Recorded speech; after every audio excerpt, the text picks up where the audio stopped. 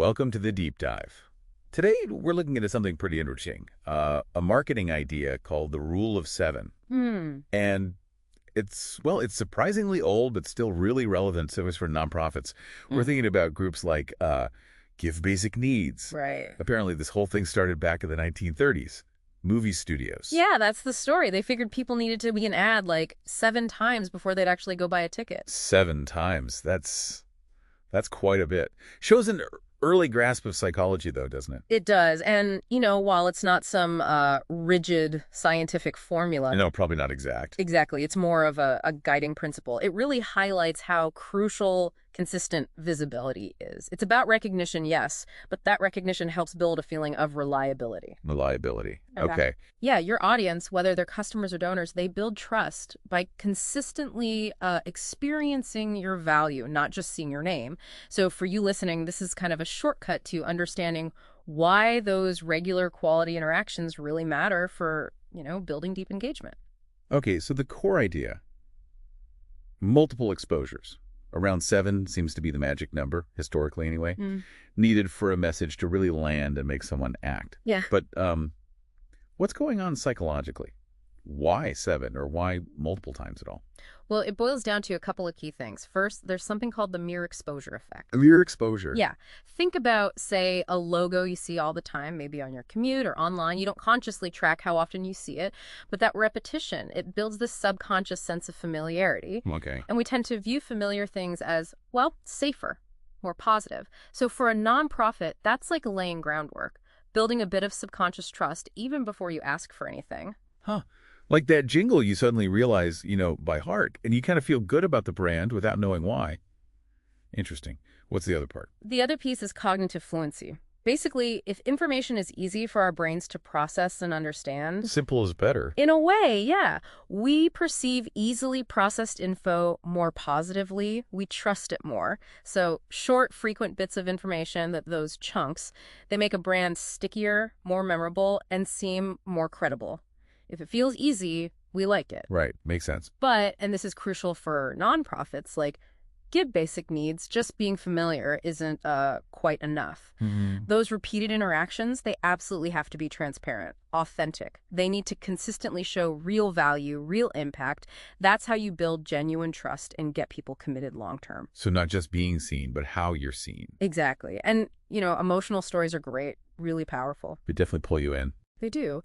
But the organization's name, its mission, Give Basic Needs, providing food, shelter, medical help that needs to be tied into the story right from the start, not just tacked on at the end.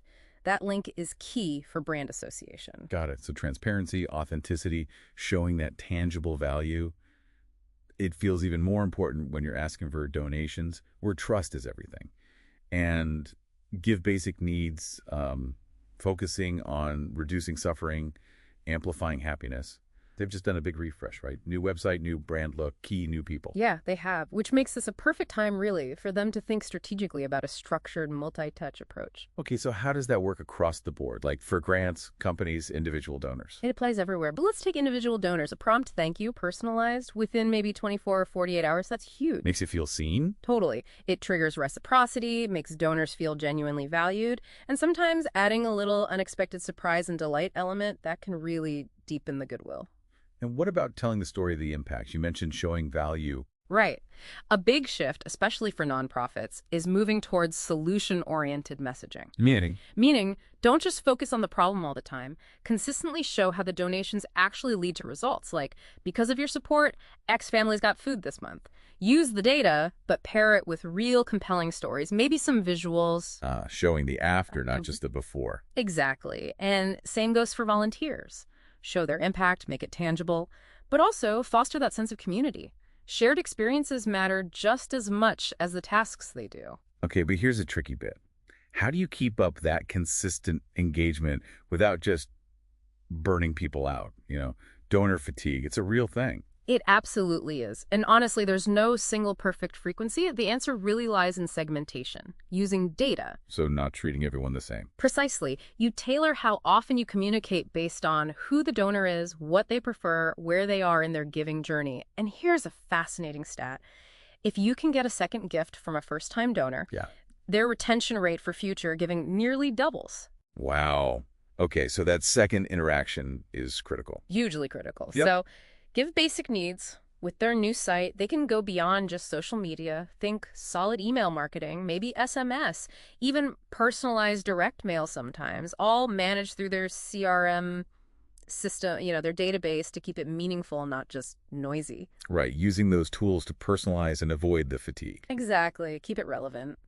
So wrapping this up then, Yep. this deep dive, it's not really about the number 7, is it? It's more about the strategy behind it. Building real lasting relationships, using consistent quality interactions to build that all-important trust and show you're actually making a difference. Absolutely. And maybe a final thought for you, the listener. In this world just flooded with information, with asks coming from everywhere, Yeah. how can you spot and really get behind the organizations that are truly committed to building that trust, to showing their impact with every single touch point, the ones that make your support feel genuinely valued and, truly impactful?